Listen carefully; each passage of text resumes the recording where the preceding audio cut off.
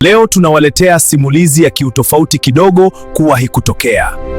Ni kisa cha binti mmoja aliyejikuta anawageuza wazazi wake na kuwa simba. Mimi sina mengi, tuungane na ripota wetu kwa simulizi zaidi. Hili ni eneo maarufu katika hifadhi ya taifa ya Serengeti mkoani Mara. Tukiwa tumefika hapa katika kijiji cha Seronera. Lakini sio kwa utalii tu, bali kuja kupata moja ya simulizi yetu mpya ya unyoya wa simba, ambayo tulikuwa tukisikia juu ya familia iliyogeuka kuwa simba katika jamii ambayo ilikuwa ikiishi eneo hili. Usisahau kusubscribe channel yetu ili kuwa wa kwanza kupata simulizi zetu bomba kabisa.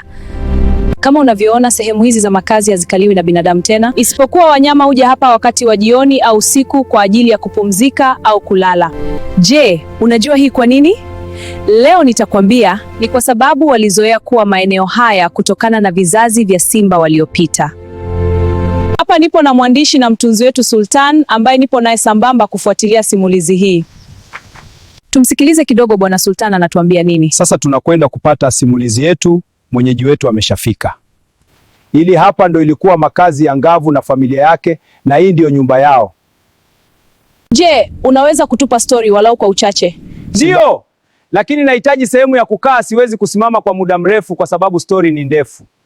Majira ya saa 9:30 usiku, mlango wa Ngavu uligongwa na kundi la vijana.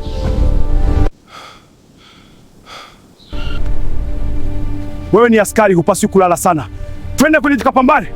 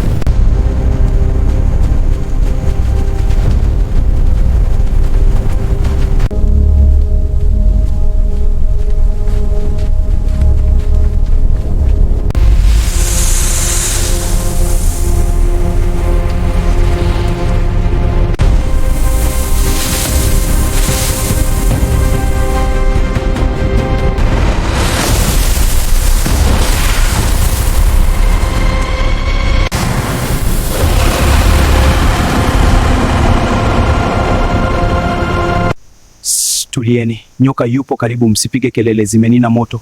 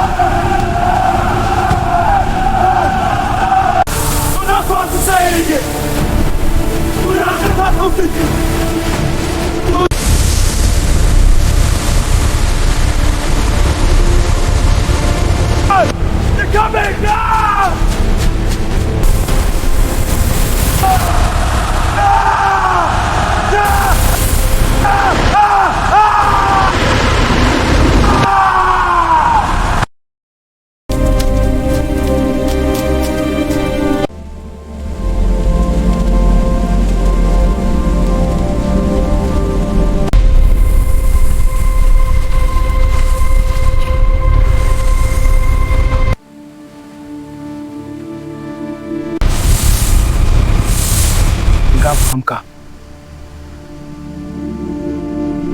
Babu alisema nyoka huyu hutengeneza sumu yake toka mkiani. Tunatakiwa kumshambulia kwa pamoja. Tuchukue silaha zetu, mmoja atashambulia upande wa kichwani na mwingine atashambulia mkiani. Ni kazi ngumu, lakini lazima tupambane kuokoa maisha yetu na maisha wengine. Tuhamke haraka kwa mapambano.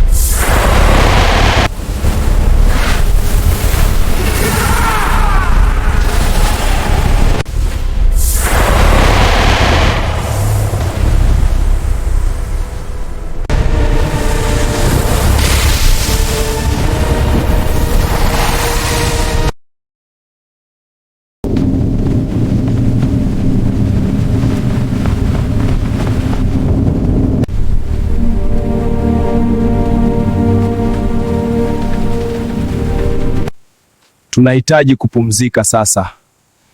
Nimechoka sana. Ngavu, unahitaji pongezi kubwa katika hili. Hebu inuka tumalize safari yetu.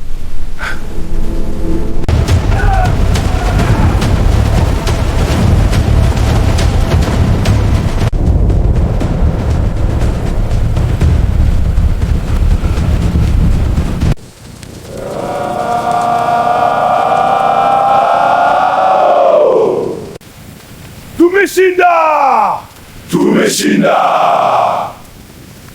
Tumepoteza vijana katika vita hii, lakini tumeshinda.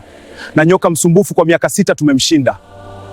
Sasa tunaweza kushirikiana na vijiji jirani katika mambo ya maendeleo na biashara kama zamani. Vijana wetu hawa wawili waliorudi kwenye mapigano nitawateua kuwa wagombea uongozi. Lakini anatakiwa mmoja katika hawa vijana. Juhudi zake ni damu na kudumisha ulinzi wa kijiji. Shujaa huyo atakapofikia miaka 40 atatangazwa kuwa chifu wa kijiji hiki. Pia anatakiwa kuchumbia mtoto wa chifu ambaye anatawala wakati huu, na sasa mimi ndio mtawala. Hii ni moja ya mila za wazee wetu waliotutangulia hapo nyuma. Nina watoto 12. Vijana hawa mmoja wao atakuja kuchumbia kwangu. Lakini baada tu ya uongozi wa kijiji kujiridhisha na mwenendo wake. Lakini nimalizie tu kusema kuwa siruhusa kwa mwanakijiji yeyote kujishughulisha na mambo ya kishirikina na uchawi. Na yeyote atakayegundulika na aina yoyote ya ushirikina anafukuzwa kijijini hapa haraka na hakuna msamaha. Mumeona, tumewafukuza watu wengi na waganga wengi kijijini hapa, nyinyi ni mashahidi. Kila mtu awe mlinzi wa mwenzake. Ngavu, umemsikia Chief Sereli? Ndio, nimemsikia. Tushindane tuone nani atachukua binti yake. Hii na kushinda Shona. Ukinishinda na hii nakupa ng'ombe wawili, na wataka hao ng'ombe.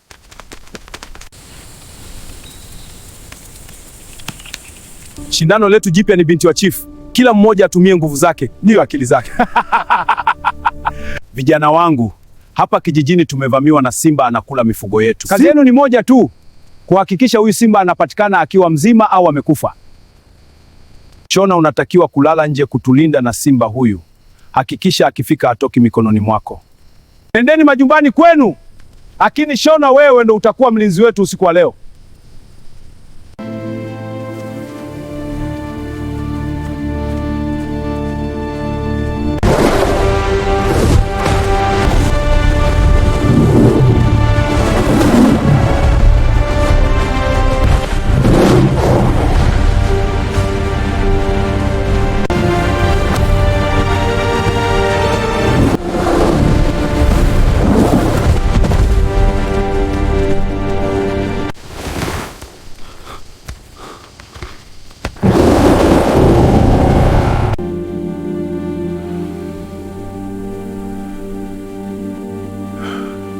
Walikuja simba wangapi? Ni simba mmoja tu. Mbumbavu sana we! Ili kufikia kuwa chief, unatakiwa kuwa jasiri na mwenye nguvu kisawasawa. Chifu hauji kama kuchota maji au kula chakula. Unatakiwa kujitoa mwili wako na akili zako zote. Unapokuwa chief, watu wote hawa wanakuangalia na kukusikiliza wewe. Umeona mwenzako Shona ameshindwa kupambana na simba mmoja tu. Hii ishara kuwa amepoteza sifa za kugombea uchifu. Nimetumwa na chief kuwa kuanzia sasa umechaguliwa kuwa chief mtarajiwa kwa sababu huna mpinzani. Kwa hiyo sasa lazima ivita uishinde kwa njia yoyote. Tukihanka asubuhi tukute simba ameanguka chini. Huu ni usiku wa mapambano, kupambania uchifu mtarajiwa. Unaenda kajiandae saa. Usiku hakuna kulala.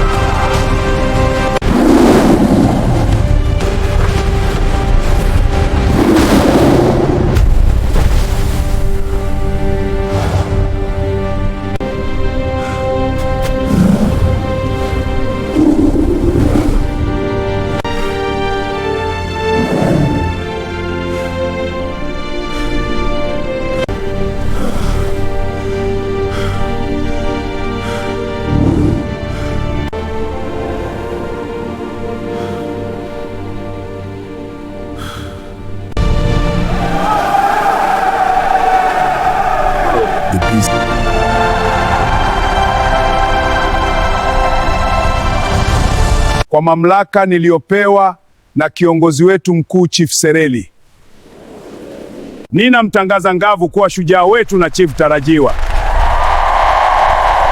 Hivi inawezekana kuwa nimepoteza mvuto kabisa kijijini kwangu. Watu hawanipendi tena, siitwi shujaa kama hapo awali. Sifa zote anapewa Ngavu. Ngavu ni kijana mdogo sana kwangu, lakini amechukua heshima yangu. Nimekosa mki kwa chifu, nimekosa na sifa ya uchifu. Lakini hapana, bado naitaka hii nafasi ya uchifu. Nitahakikisha nafanya lolote ili nitangazwe chifu mtarajiwa. Damu itamwagika. Seronera ni kijiji changu na nitakiongoza. Wacha nikaoe kijiji jirani, kisha nakuja kupambana na Ngavu. Najua Ngavu ni rafiki yangu wa utotoni, lakini kwa hili siwezi kuwa na huruma. Nitamwaga damu. Ngavu, utanisamehe. Nitarudi na nguvu nyingine, na nikirudi sirudi kama rafiki, bali kama adui yako wa chini chini.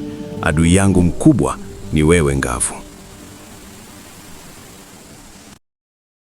Kwa leo tutaishia hapa. Tukutane tena wiki ijayo kupata sehemu inayofuata. Usisahau kusubscribe channel yetu ili uwe wa kwanza kupata simulizi zijazo. Kumbuka simulizi zetu zipo kila siku kwa simulizi tofauti tofauti.